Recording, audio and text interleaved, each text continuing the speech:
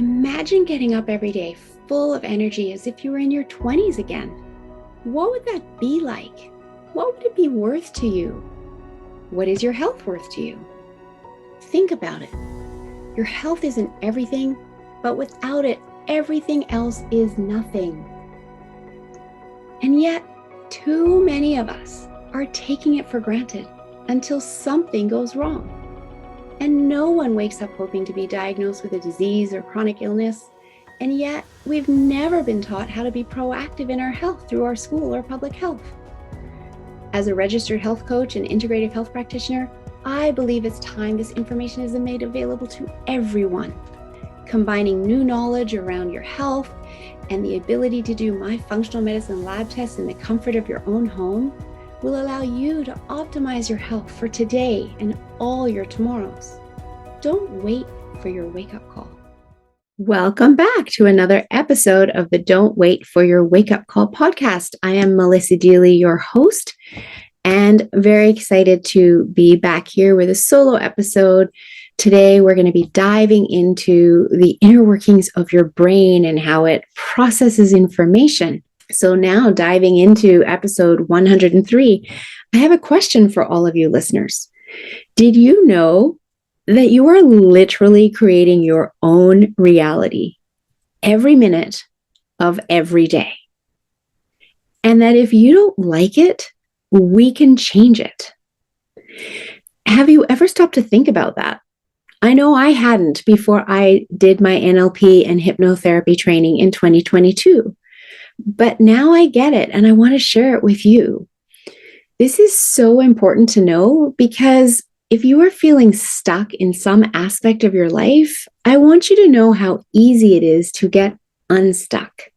And it was literally something that I never thought about before. I thought that if I had an experience, say going to a concert, going skiing with friends, whatever it was, that everybody else's experience around me was the same. But that's absolutely not the case. And I love diving into this, and I'm excited to share it with you because maybe you're just like me and you have all of these experiences in your life and you never stop to think about how different other people's experiences can be to your own. And so you might be asking, but why? How does that happen? And that's what I'm here to share with you today. But let's back up for a moment. I want to introduce you to your unconscious mind, as this is the part of our mind that we work with to change your reality and get you unstuck. You have both a conscious mind and an unconscious mind. And the conscious mind has access to approximately 10% of what is accessible to the human brain, while the unconscious mind has access to the other 90%. So if you are trying to do everything using your conscious mind, you are doing it the hard way with less resources available to you. Did you know that all learning, all behavior, all change is unconscious? And yet in school, kids are often pulled out of their unconscious learning state, which looks a lot like daydreaming, back into their conscious mind by teachers who don't realize that all learning is done in the unconscious mind and that they were actually learning a lot more sitting at their desk in that daydreaming state. Your conscious mind is your goal setter, your logical thinking, problem solving, planning, executing mind. Your unconscious mind is your goal getter, your feeling mind, responsible for all autonomic function and your health programs. It literally keeps you breathing, your heart pumping, your digestive system breaking down your food and sending nutrients to your cells every second of every day without you ever giving it a second thought, because it's unconscious. Your unconscious mind is also responsible for storing your memories. Every experience you have ever had gets stored in the filing cabinet of your unconscious mind without judgment. It's filed for future access by the conscious mind. The unconscious mind will also suppress traumatic experiences and only offer them up to the conscious mind to process when it deems it is safe to do so. And this is why soldiers get PTSD only after they return home from war. Now, your unconscious mind receives 12 million bits per second of data coming in through your senses: visual, auditory, feeling, smell, and taste. That's a lot. And guess what? Back in 2003, it was only 2 million bits per second of data that your unconscious mind had to process. That's how much our lives have changed since we all started using devices all day long, from computers to phones to iPads, etc., etc. And even at 2 million bits per second in 2003, it was still way too much for your brain to deal with. And so your brain deletes, distorts, and generalizes it down into a manageable amount of roughly 128 to 134 bits per second. Your brain deletes, distorts, and generalizes using your filters. And your filters are as unique to you as your fingerprints. The categories are the same for each individual, but the information stored within each filter is unique for every person. Your filters are things like your memories, your language, your decisions, your values and beliefs, your attitudes. You can see how individual all of those are. You know, language is something that's fascinating. If you play that game as a child where you say one word and then everybody else calls out the first word that comes to mind, well, that word can be different across 10 different people. And we've all experienced that. Your decisions, of course, are different across friends and family members. Your values and beliefs are different from friends and family members. And we start developing our values and beliefs as infants, and we learn them from our parents. But as we grow older, we develop our own values and beliefs, and they change through our lifetime. You also have your meta programs as your filters. And those are things like, are you an extrovert? Are you an introvert? Are you a thinker? Are you a feeler? And these are programs that we're born with. And then time, space, matter, energy are also filters through which our brain processes our experiences. So once the information from the experience has been through these filters, your brain then creates an internal representation, or a movie screen in your mind's eye. You literally have a movie screen of your entire life that you can scroll back through. You can do it now. Take yourself back to your last vacation, to the hotel you stayed in, or an attraction you went to, maybe a restaurant or a bar that you really enjoyed. You can do that, and you can immediately see it in your mind's eye. And all of this processing that the brain does happens in microseconds, even though it's taking me several minutes to explain it to you. Your movie screen, once your brain's created that for you of the experience, then impacts how you feel.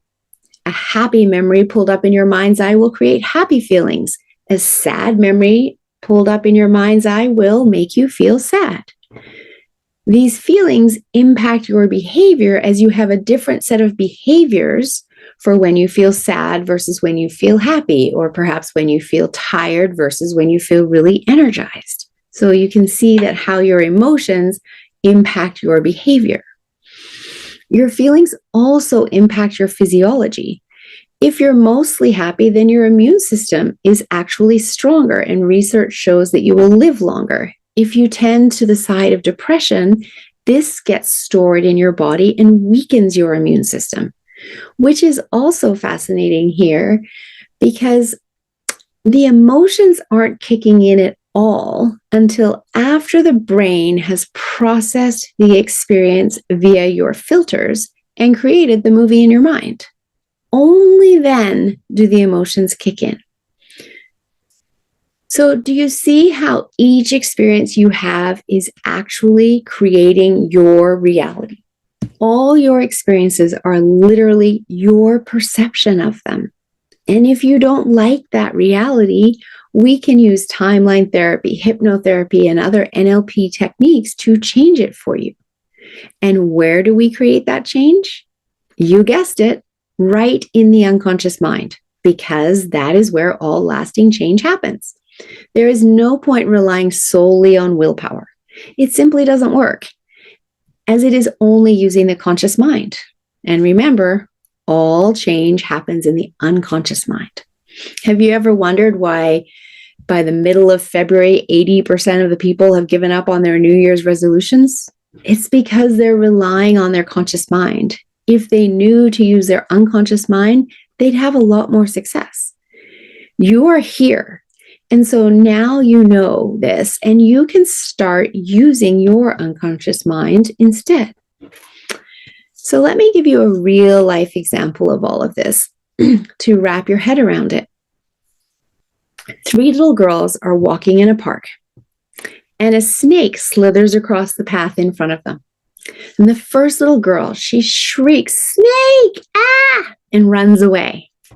The second little girl sees the snake and thinks, "Oh no, someone is going to step on you," and bends down and gently picks up the snake in her hands and then walks over to the grass at the side of the path and puts the snake down so that it won't get stepped on. And the third little girl looked at the snake and didn't react at all. So what's happened here is that the first little girl's filters told her to be afraid of snakes. The second little girl's filters told her that all creatures, no matter how big, small, scaly, or slimy, should be cared for.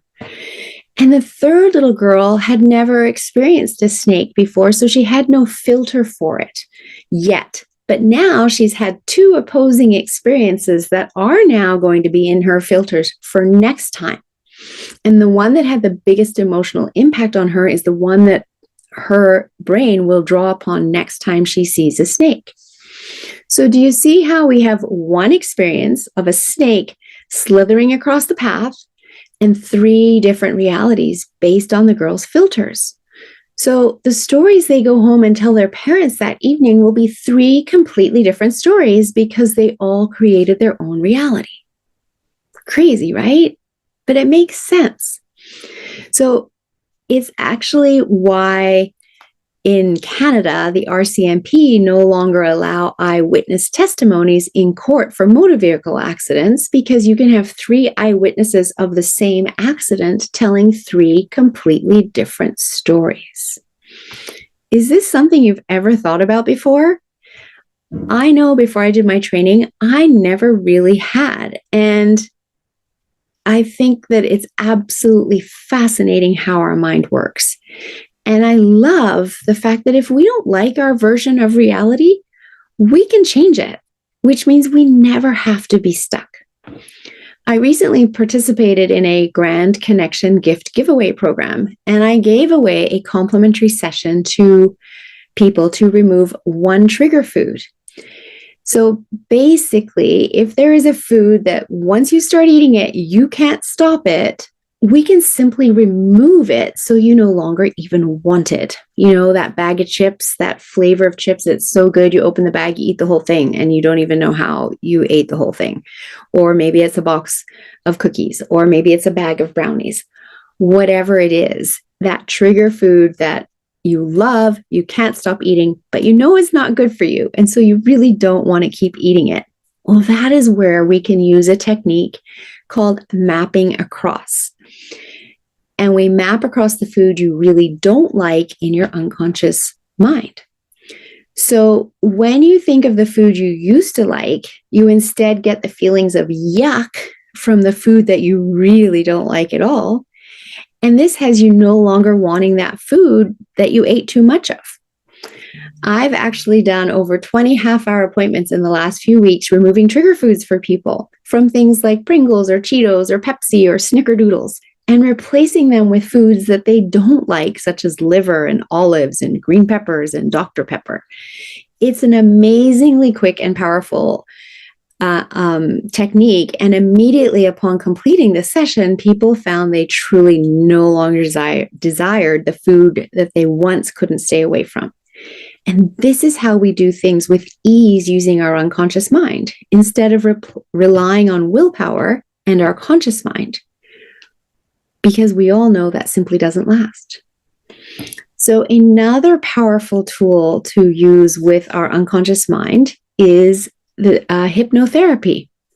And with hypnotherapy, we're actually using both the conscious mind and the unconscious mind as one. The hypnotherapy gives us the opportunity to change your physiology or change your behaviors as we change your reality. And what we do is we determine what it is that you want, and then we create suggestions to your unconscious mind. So remember at the very beginning when I was reading that testimonial, Aisha had created suggestions around receiving and giving more love. So we create the suggestions around what it is that you want. And then we give those suggestions to your unconscious mind to make them happen. Your experience with hypnotherapy may be stage hypnosis, which is meant to be funny. And so the hypnotist will often have extroverts carefully selected from the crowd do silly things. Whereas in hypnotherapy, the work isn't about you doing silly things. You are always in control. And the suggestions to your unconscious mind are created based on exactly what you want to be changing in your behaviors. You already spend 90% of your day in trance. Your brain knows how to do this. The difference is that under hypnosis, we are using the trance state to affect positive change in your life by giving your unconscious mind the suggestions to do so.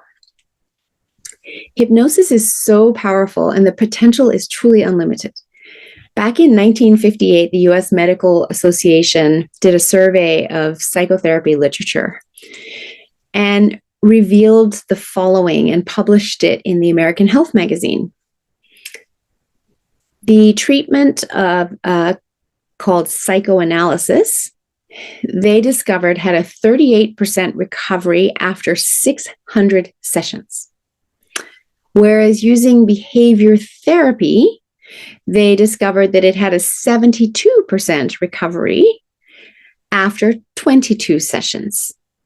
And with hypnotherapy, they discovered a 93% recovery after just 6 sessions. Would you rather do 6 sessions or 600 sessions to get the results you want? If you aren't getting the results you want, it's because you're doing it the hard way using only your conscious mind that can only access 10% of your brain. When you instead choose to tap into the other 90% of your brain, you'll find it much easier to get the results you want.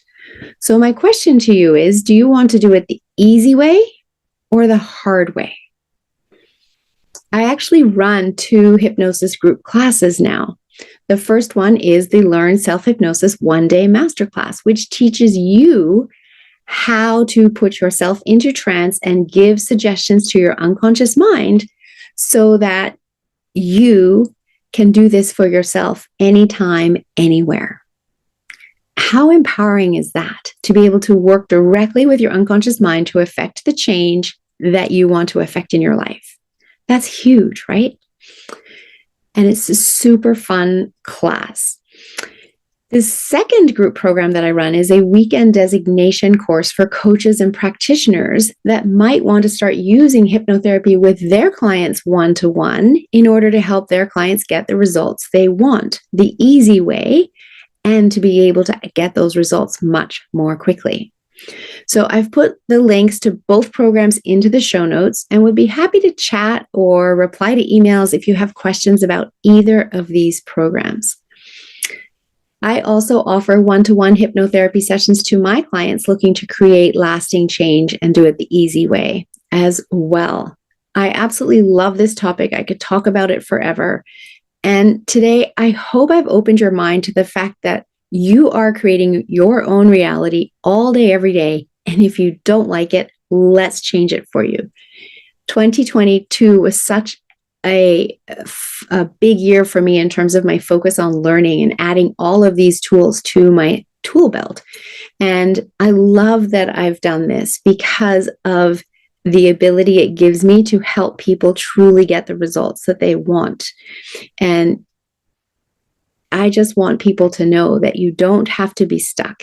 If you're struggling with a health issue, all of these tools will help you address that health issue. And when you have a health issue and you have symptoms that are showing up in your physical body that might have led to a diagnosis, know that those symptoms have already moved through your spiritual, your mental, your emotional body before they even got to your physical body.